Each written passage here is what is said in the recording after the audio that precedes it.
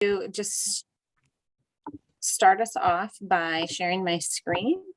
It's like one of those favorite things that we keep hearing over and over again, but throughout the pandemic. I'm going to share my screen now. So how I intend for this training to work is I'm going to start with just an overview about Tier 2, and then we'll go into the specifics of check-in, check-out, which is probably our most basic Tier 2 intervention that many of us in the region are working to implement. And so then once I go through the specifics of the intervention, then I'm going to share with you a resource that we've created and kind of set you free with that to use it, and you can decide what you need and access it through the tool that we've created. So you'll get this PowerPoint. Jay will share it with you or email it to you. But my email address is on here just in case you have questions or want to reach out. I'm more than happy to answer any questions. And if I could just have everybody mute themselves, that would be great. So like I said, we'll start off with our Tier 2 overview. So hopefully everybody is pretty familiar with our triangle for MTSS. So where are we in the triangle today?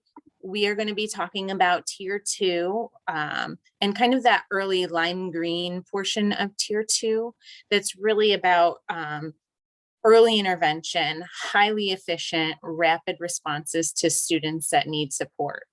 So just to kind of overview the triangle itself, our Tier 1 is for all students in all settings, if we're thinking of behavioral expectations and predictable routines and structure. And it's intended to be preventative and proactive, both on the academic and the behavioral side. And then we have our targeted interventions, which we identify students that need support using data. And of course, our Tier 3 interventions are going to be highly intensive and individualized based on individual assessment and individual need.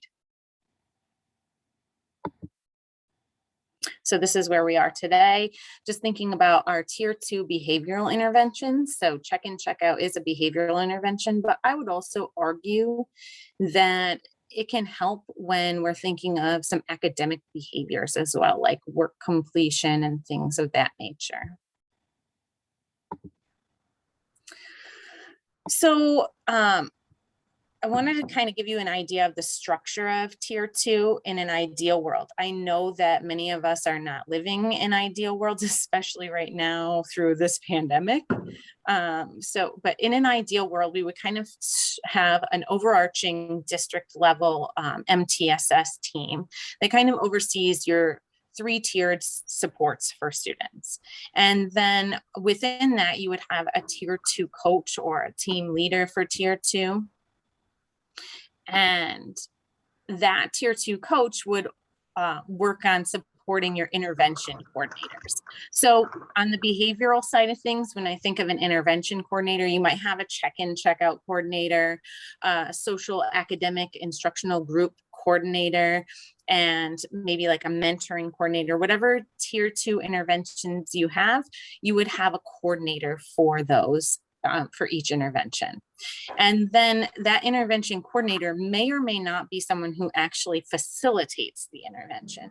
So we would have then facilitators as well. And your intervention coordinator could help support your facilitators and make sure that those interventions are being delivered with fidelity, with troubleshooting any challenges that come up, and with data collection and analysis and things of that nature.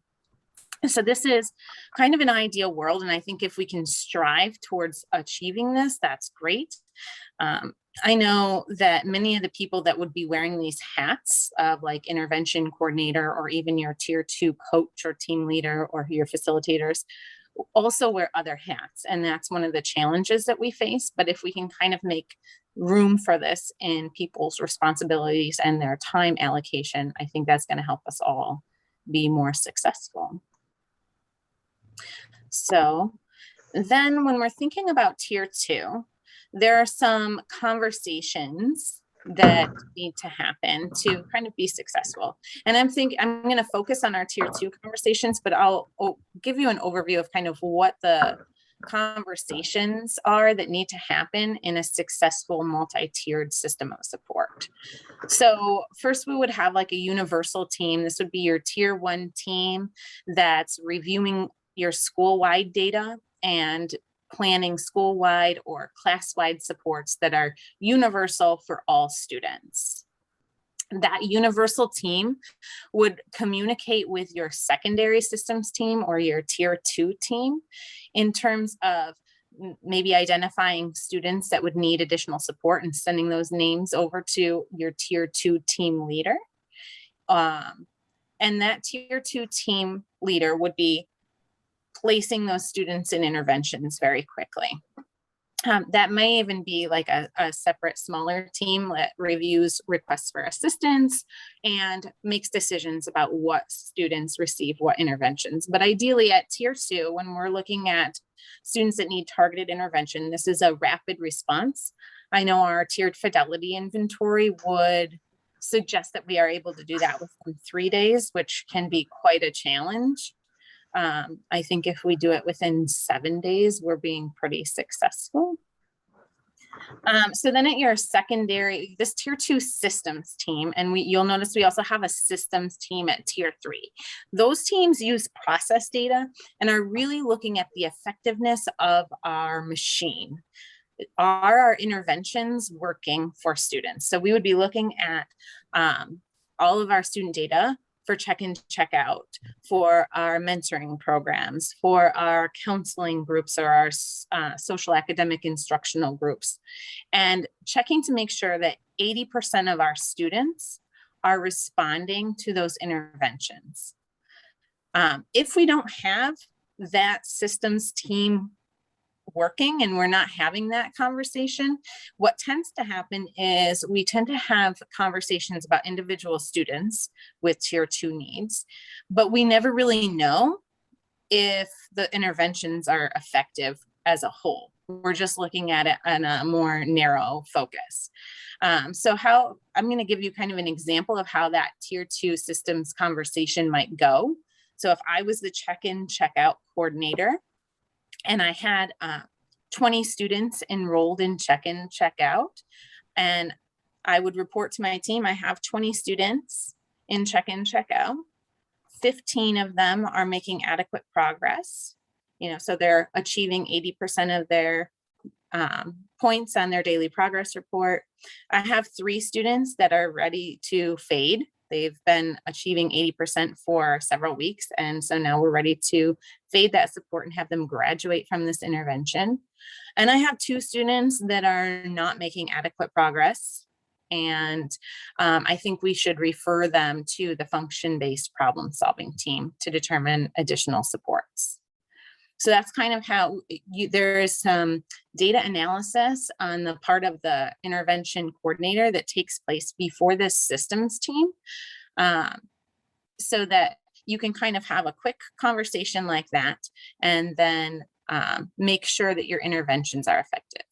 If the conversation was the opposite, that I only had 2 or 3 students that were responding and 18 or 17 students that are not responding to check-in, check-out, then I need to take a look at what's happening with that intervention, what the problem is, so that I can provide students with an intervention that's going to, give them the support that they need. So that's kind of that tier 2 systems team.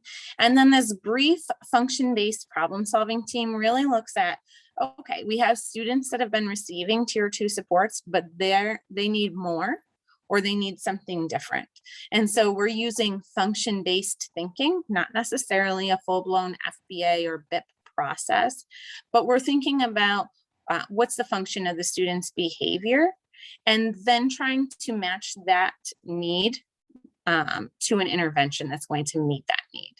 So for example, if we think this student's behavior is maybe seeking attention from their peers, and they need that peer connection, then maybe I might put them in a peer mentoring program, or potentially a lunch bunch for, social skills so that they're connecting with their peers, something that's going to provide them access to peer attention, as well as that additional skill building that they might need. And then, or they might have like a brief function-based plan, not a full-blown FBA or a BIP, but just a brief, function-based thinking process that we can help structure the environment in a way that's going to help the student be more successful.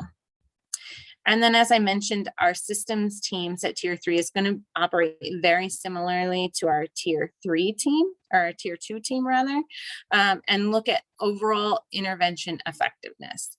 Now, this gets a little trickier and kind of complicated at Tier 3 because our interventions are going to be much more individualized. So we would be looking at BIPs, or wrap and renew plans, or maybe perhaps individual counseling.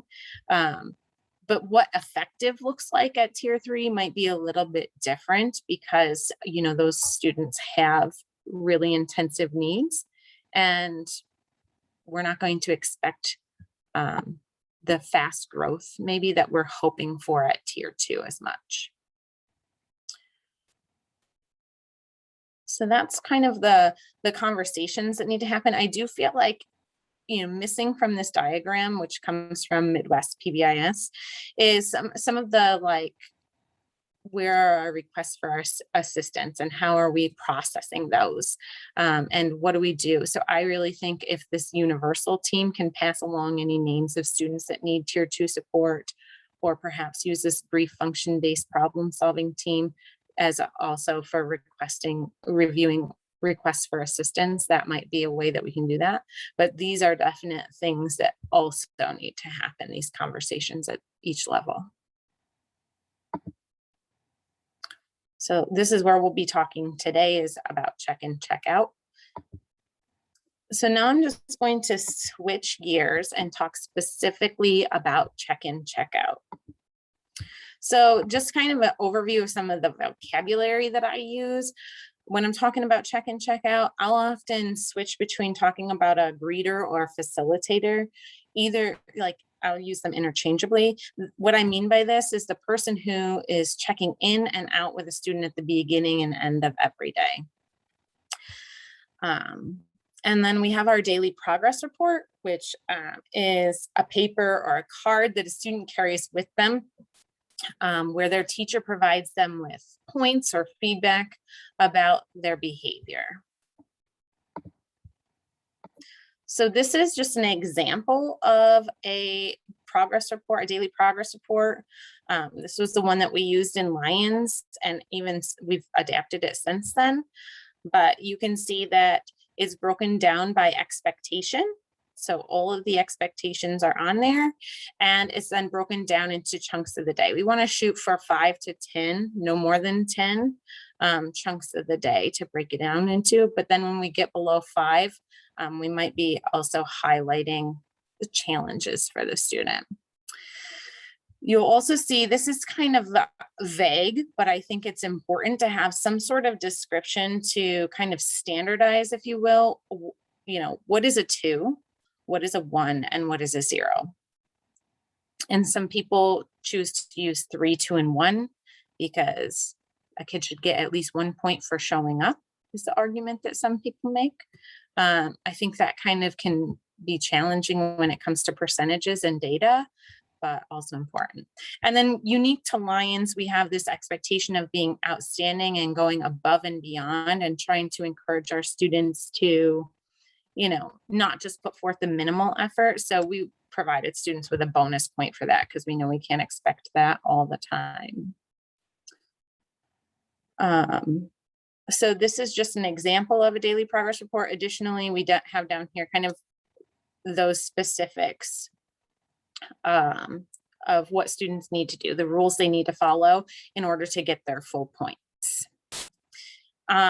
One thing that people want to do often is this maybe overwhelms teachers a little bit to look at all of this, and they'll want to focus on maybe just respectful. Like, let's say a student is having trouble keeping their hands and feet to themselves, and they're struggling with respectful behavior. And so then the teacher wants to just focus on, giving them points for respectful behavior.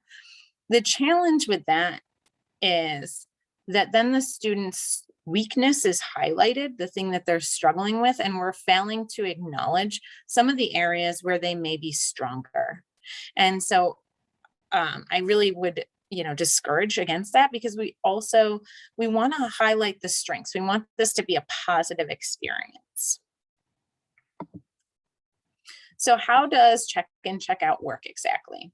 So the student checks in with their assigned greeter in the morning, and this should be brief. It shouldn't be more than 2 minutes, 1 to 2 minutes. The greeter goes over their goals for the day, and tries to set the student up for success. So if they might be needing to anticipate a disciplinary action for something that happened the prior day, we would want to kind of mentally prepare the student and give them some reminders, maybe to not let that ruin their day, to really start them off on a positive note. Then the student carries their daily progress report with them all day. And the teacher, each teacher, if they have multiple teachers, positively checks in. So that's one key piece to this. And they get certain points throughout the day. But along with the points and the positivity, they're getting specific feedback about their behavior. So I think this is like the part where sometimes check in, check out can fall apart, because we're trying to get a lot of people on board with doing the same thing. So if it's not positive, then the student's not going to want to do it if they're not encouraged. There's always something positive we can say, even if a student has had a really, challenging period of time with us. There's always something positive or encouraging that we can say. And then also that feedback is important too, that it's specific.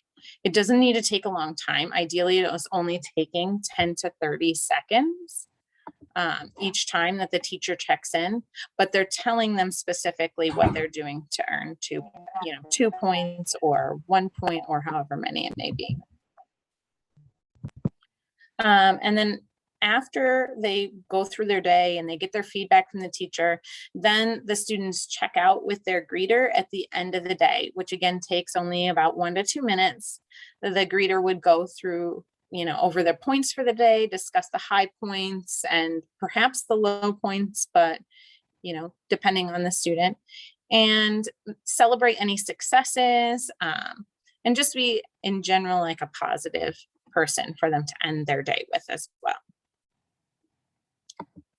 So for those of us that are a little more visual, this is just kind of the same thing, expanded a little bit in a visual format. So we start with a student being recommended for check-in, check-out, and then we implement it. We know as adults working in schools, there's probably a lot of steps that happen with this little arrow right here. And those are some things we probably need to think about is, once they're recommended, how are we telling parents? How are we telling teachers?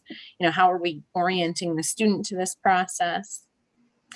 Then when we implement check-in, check-out, we start with that morning check-in and the daily progress report, that regular teacher feedback. That's part of what makes this an effective intervention, is that feedback being specific so that the student knows what it is that they're doing right and what it is that they're not doing right when they make a mistake. And then they have their afternoon checkout and potentially like a parent input or parent feedback form. So some people send their daily progress reports home to parents to sign. And some people send like a graph at the end of the week of the students' points showing what they did. Some people send a daily little note that says how many points the student earned or if they met their goal or not. But that parent feedback can be a really important piece to success. And we would want to make sure that parents know how to respond if the student had a really poor day and they didn't get many of their points. We certainly wouldn't want it to be necessarily a punishment, but also like an encouragement. And then this cycle repeats each day. Casey, yep. Hi, Pete, a quick question. Pete Zirkus from Mid Lakes. As far as the data collection piece, so they come to their checkout person at the end of the day. Do we take a picture of that? Like, how do you collect? And because I think that's the one issue we have when we do the daily charts is, whose responsibility is it to collect that? Is it the social worker, the school psychologist, the classroom teacher? And then all of a sudden, or if it goes home, it doesn't always come back. So is it the check-in, check-outs person job to take a picture of it and collect it, or? It could be. I guess it depends on your system and what kind of time people are given to be able to be a greeter or facilitator.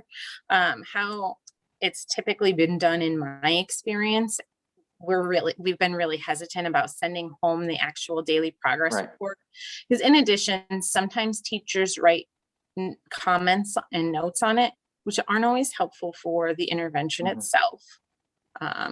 But sometimes I don't think that the teacher would want those comments to be going home to the parent, if they didn't know that was happening. So it would be more successful to send just maybe the points that they got, and if there was any, pretty much nail the positives as much as you can so that they're keeping it positive at home. Yes, that's what I would suggest. That's what we've done in Lions before. And then so we didn't actually have our greeters logging in that data. We had a TA who had some extra time in their assignment, and they were the person who got all of the daily progress reports, and they logged those in for us. So that's awesome. Okay, that's perfect. And then, so here our check-in, check-out coordinator would then summarize that data before the tier 2 process meeting. And it says bi-weekly check-in, check-out meeting. You can assess as your teams meet. We just want to be making sure that we're taking a look more frequently because they're getting that targeted intervention and adapting and adjusting as they make progress.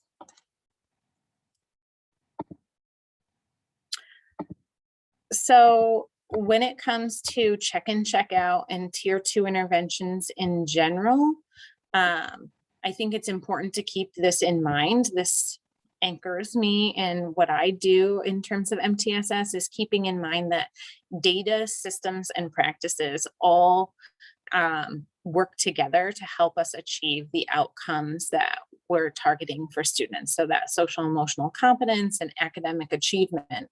So when we're thinking of check-in, check-out, that's our practice, right? That's what we're doing to support student behavior. That's one of our interventions. So then when I'm thinking about check-in, check-out specifically, I also need to have data that identifies students that might need check-in, check-out, and data for progress monitoring to know when they're progressing towards their goals and potentially ready to graduate from that intervention. As well as I kind of alluded to earlier, just talking about the system. So when we recommend check-in, check-out for a student, what are the processes in place after that happens to ensure that staff know what to do, and that their parents are informed or give permission if that's, we used like a passive consent for check-in, check-out because we would often not get a response back. But if your school is one that requests consent, you would want to make sure that that's a process involved here too, and how we're letting students know, because this is kind of something that students need a little bit of training about. And so those are some of the systems that we need to think about.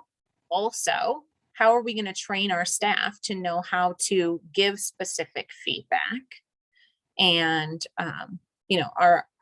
the teaming process, how are we going to be checking on our data to make sure that our students are making progress? So those are some considerations that I think are important when it comes to check-in, check-out specifically. These are going to come into play throughout our multi-tiered systems of support, but when I'm thinking about check-in, check-out as a practice itself, I want to think about the data to determine when they need to get into check-in, check-out, how they're doing on check-in, check-out, and when to get out of check-in, check-out, as well as the systems to orient and make sure that we're being consistent so that this can be a process that's implemented with fidelity and repeated. So this is the resource that I have created for you. Well, I just really went and got some resources, so it's put together for you. So before I get into that, I'm going to stop sharing my screen. If I can remember how. I have not done a lot of Zooming in a while, so I feel rusty. Do you guys have any questions, like other things that have come up that you're wondering about in terms of check-in, check-out?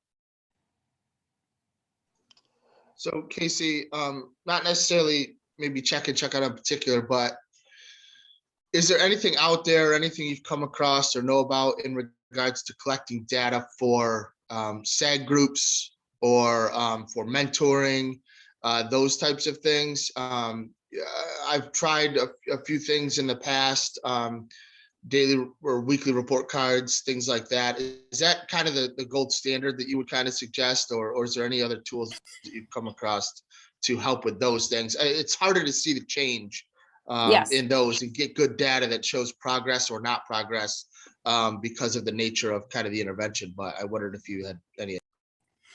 Yeah, so I went to a session at one of the national PBIS conferences, and it was about the SEG groups and progress monitoring those. And they did suggest using like a daily progress report, but then targeting the specific skills. So, you know, if it's a social skills group, then we're embedding some pro-social skills on that daily progress report, so that the teacher is kind of giving feedback about the skills that they're particularly learning in that group.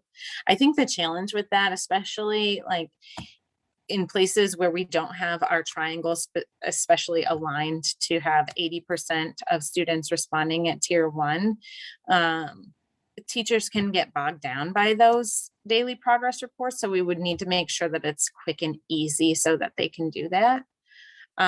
Another option is kind of like a pre and post assessment before and after the group ends. And you could get kind of multiple data sources in terms of, you know, does the student self-report improvements, but also does the teacher seem to be noticing improvements? Do the parents notice anything at home? So those are the kind of thoughts that are popping into mind. Mentoring is trickier. I would defer to Joe Fantagrossi about that one.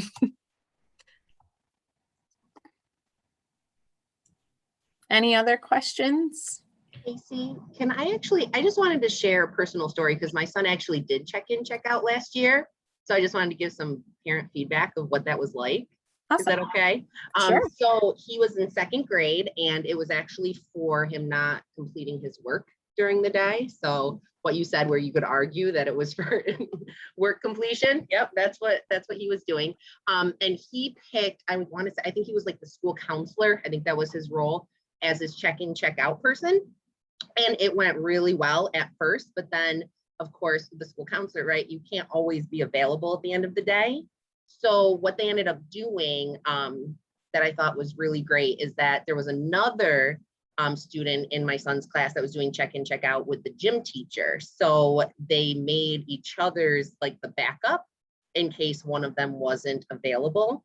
And then that got my son back on track. So that was good, because days where his checkout person wasn't available, he just, yeah.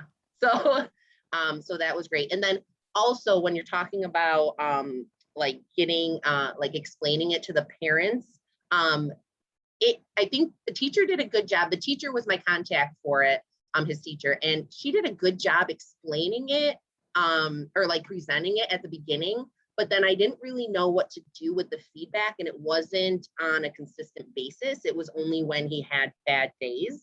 And then I'm like, oh, I feel terrible. What should I do as a parent, And then I felt like I was kind of mining for that information of like, what can I do at home to help support this? So that was just my experience with it. And I was fortunate enough that I knew of check-in, check-out through these, these trainings and these sessions. So I could kind of piece it together. But if I didn't know it, I would have felt very like, I don't know, like not really understanding what exactly was going on. Right. And I think parents sometimes, like I'm a parent too, and when I get some negative feedback, I feel like I need to take an action on it. And I think that's part of the training process is maybe the action that you need to take is just a conversation with your child so that they know that the school and home are on the same page and that we're in agreement. I think that it's just about having that supportive on the same page relationship and the parents not necessarily having to do anything. I think one of the things that check in, check out has helped with is that, sometimes parents, for better or worse, like promise their child a new video game or something if they have a really good day or really good week or whatever. And sometimes in schools, especially for students with some more challenging behavior, we aren't always great about communicating, good, bad, in different, like, how is their day gone? So sometimes those kids get a video game after some really challenging days. And I think check in, check out is a way to get people on the same page so that we can kind of just approach the student in a similar way and have a just support each other. So, but thank you for sharing. And yeah, Amanda, thanks for sharing from a parent perspective. I'm in Newark and at our elementary building, and having the parent piece, is kind of an important focus for us this year. So I try in the past, I kind of oversee the check and check out process. I try and individually connect with each parent of the child that's on check and check out to give them that information that Casey just talked about, right? Like what to do with the information, what to do, how to contact, your teacher about it, who the point person is, all that sort of stuff. So that certainly is, I think, beneficial. The other point you made about having like somebody that can be there all the time, or if there's a person's absent, we actually worked it out at our school where our school nurse was the all-time sub. So if your greeter wasn't there or something came up where they had a meeting or something, the kids would automatically know to go to the nurse for either the check-in, check-out process, because the nurse generally was in her, the nurse's office for most of the time. And then we even had a fail-safe where like I was the even next backup, and then after that it was the main office. So my office is right next to the nurse. So we had that process laid out where there was 2 or 3 fail-safes. When it worked out great. Number one, the nurse loved it. She didn't have a set of check-in, check-out kids, but she ended up, developing a lot of relationships with a lot of different kids because of it. And then it kind of filtered through the rest of us, having the opportunity to participate or help out, even though we couldn't do it on a full-time basis. So just an idea for those other folks out there. Yeah, I agree. I think that's a good thing to bring up is that's one of the systems or routines that we need to consider when we're putting check in, check out into places. What are we going to do when, the greeter is not in, when they can't be there? What are we going to do if the student comes in late or goes home early? Those are some things that we can anticipate that will happen at times. And so how do we want to handle those? And I think that just goes into your planning process of, what you're going to do. You might have a backup greeter or a centralized location like Brian's talking about. So Casey, so coming from like an admin standpoint, how do you, because a lot of times it ends up being a lot of your support staff that end up being the check-in, check-out person. How do you put it out there to stay? Have you done different things to get it out there to staff to say, hey, because one thing that we've done that's worked really well is we've had past teachers that just have a good connection with a kid that's sometimes difficult. So we'll have them be the check-in, check-out person, so they still have that connection through the years. Are there any tips or anything for, how do you get more people involved in wanting to do check-in, check-out? yeah, so I think it helps if they know what they're getting themselves into. The time commitment and what that might look like for them. So what we did one year in Lions was we did like a MTSS station rotation on our opening conference days, and check-in, check-out was one of those stations. So everyone got a check-in, check-out overview and what that would look like if you have a student in check-in, check-out, or if you were a greeter. That helped. And then at that same station, people signed up if they were willing to be a greeter. And so that was one way we did that. Another way, I think, Amanda, you said that your son like chose somebody that they were already connected to. And we have done that as well. Have the student like pick someone. And when the student picks someone, we can reach out and say, this child feels like they have a strong connection with you, and they have a positive relationship with you and they would like you as their greeter. I think that's flattering for people sometimes.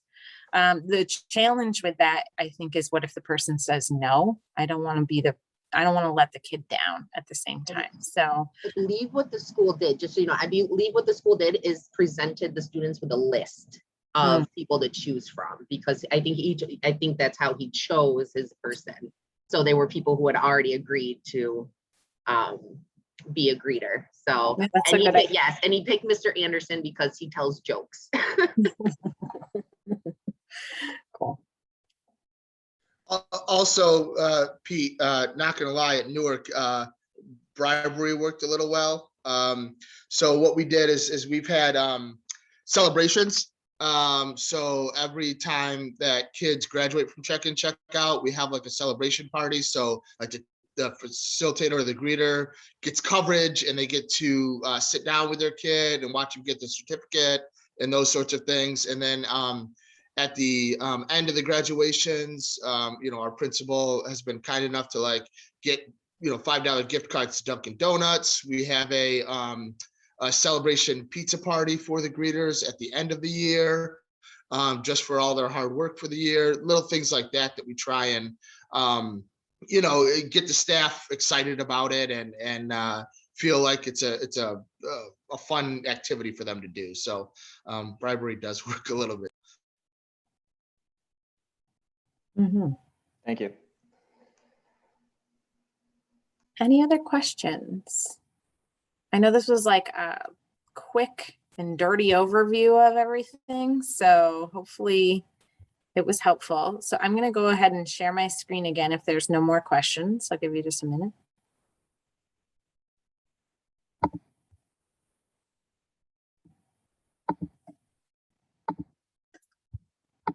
So this is something you'll get a link to. Jay, maybe you could drop that in the chat for people and they could begin exploring it. But this is a resource that I created. It's got a bunch of links to different things to help you with implementing check-in, check-out. So if you are new to check-in, check-out, like this was the very first introduction, or you're introducing it to your staff, I think the 4 corners will be very helpful. This Tier 2 readiness one is a webinar that was recorded by Midwest PBIS. They have some hefty suggestions as readiness. So suggesting that you have your Tier 1 at Fidelity for a certain amount of time. I don't think that that's necessarily required for implementation, because I know in Lions, we've been really successful with check-in, check-out, and we're not at Fidelity when we started. So this Tier 2 systems and check-in, check-out is another Midwest presentation, and it's just PowerPoint slides that people can go through so you can kind of pick out what you need to know. This overview is a video of myself. It's like 7 or 8 minutes long, maybe 10, I don't know. But you can skip ahead and focus on certain parts. It's a Loom video. And it was done in 2017. So if it's not up to par, like I know we've all gotten really good at COVID during COVID at making videos and things like that. It was like pre-COVID. And then I think one of the real crucial pieces is this behavior specific feedback. And there's a second block here with additional resources about behavior specific feedback. So there's a video here, which I think gives a nice explanation, but it's like 8 minutes long, which is too long for people to listen to generally. But I think you could take the very beginning part if people just need an overview of behavior specific praise. But then later in the video, they go into like what to do when a student responds negatively to praise. And I think that's something we've all probably seen. So I thought that was really helpful. And then there's a video kind of explaining why behavior specific praise is so important. So it kind of is a video of a kid going his thought process or potential thought process when somebody gives him general praise as opposed to specific praise. And then a activity that you could do to help your staff understand behavior specific praise. So if you're already implementing, or maybe, you're more familiar, I think these data resources might be very helpful. There's a bunch of templates that you can choose to use. Those are pretty helpful. There's ones that we've used in Lions, but then there's other ones. And then there's just general tools for tracking data at tier 2 and tier 3. And these check in, check out systems considerations might be helpful. So if you already have a good understanding of the practices necessary, I think going to the data and systems is helpful. And this helps you think through maybe some of the routines to make sure you're successfully implementing. And I think a big one here, like this is a huge resource, this tier 2 systems and check in, check out workbook from Midwest PBIS. They also have a tier 1 workbook if you're still working on your tier 1 as well. Both I think are really helpful at guiding teams through the tiered fidelity inventory and helping you perfect your implementation. So I would certainly encourage that one. Let's see here. If you're already implementing, the troubleshooting and checking fidelity might be helpful. And then this roles and responsibilities might be useful as you're getting started, where you can highlight kind of the time requirements for tier 2 in general, and then, the coordinator and then the facilitator. And like I said earlier, if people know what they're getting themselves into and what they're committing to, then I think they're more willing to volunteer. So that can be a useful resource as well.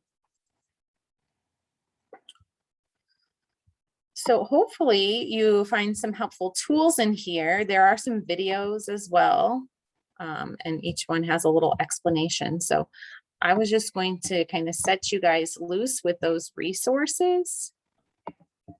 Yeah, and Casey, I wanted to thank you. Just wanted to tell everybody that what we really wanted to do is have Casey give an overview and then give you time to work. I was supposed to mention that at my introduction and I got distracted.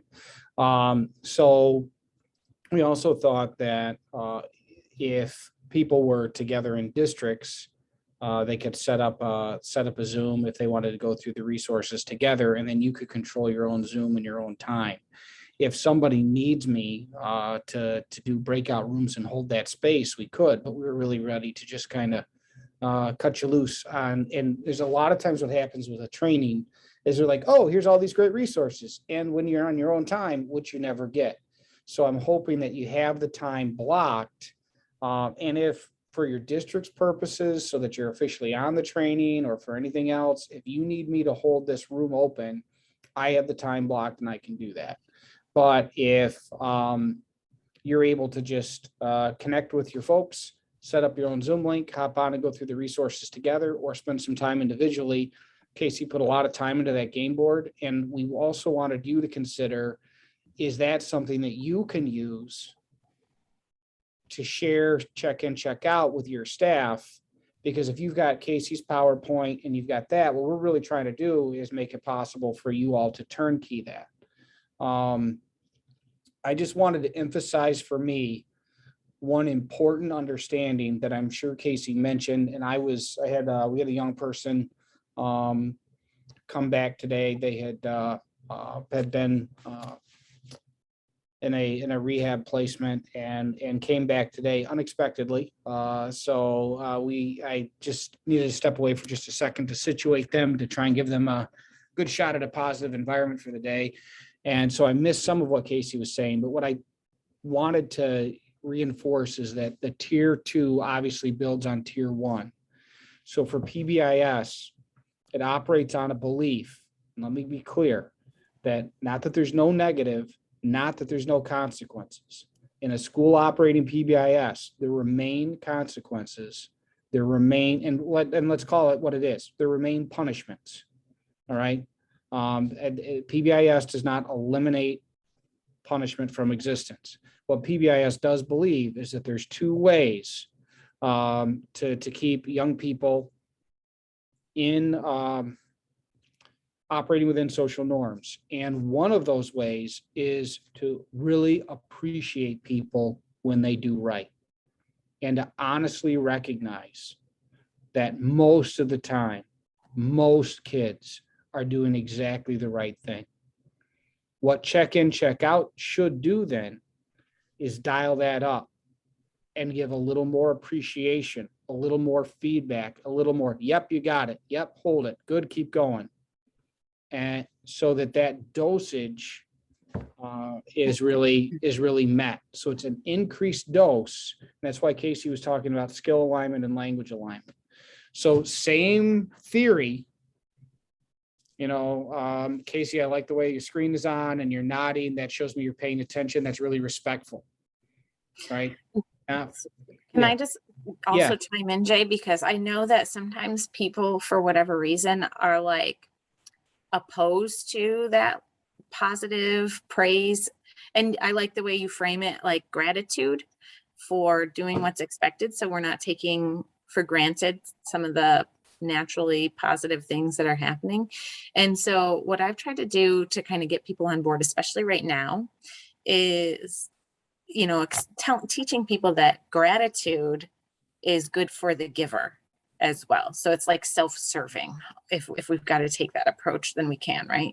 Gratitude is self-serving too. So like it feels good to show gratitude and to be positive. And so if you need that for yourself right now, especially, as we're heading back to another COVID year of school, then that's one way that we can help students and teachers and staff. So if anytime you doubt the power of positive praise, go to a UPK room or a kindergarten room, pick any behavior you want, any behavior.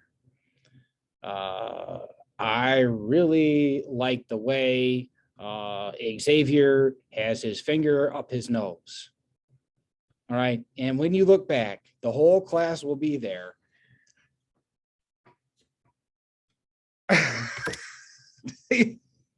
Waiting for you to tell them, I like the way your fingers up your nose and your fingers up your nose and your fingers up your nose, right?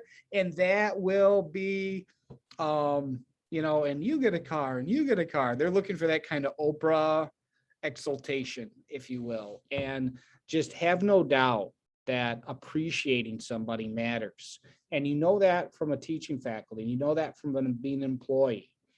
And, so PBIS really should be about thanking, recognizing, acknowledging the young people that are consistently day in and day out doing exactly what they're supposed to do. And check in, check out is for young people who we believe a little more appreciation, a little more recognition for when they're doing right, may address a function of behavior like attention seeking, and prevent the need for, because the last thing we want young people to learn is that to get the attention they want, they engage in really negative behavior, and that gets a whole lot of attention, because then we end up feeding the monster, and that's not what we want to do. All right. Casey's got a game board. You've got the link. I'm going to go on mute and be right here, and I can take requests on microphone or chat. Casey, thank you so much. If you've got hands, can we give Casey a round of applause, or hands on your there? All right. Thank you. Absolutely one of our best local resources, and so super responsive. Her emails at Marion now, and I don't know, Casey, if you can put that into chat, feel free to email Marion. Marion address, not the Lions address for Casey, or if you have a question for her and don't have her email, you can get that from me. So thank you so much, everybody, for your time. You've got the link, you've got Casey's email, and I'll hold the room for a bit for anybody that needs it.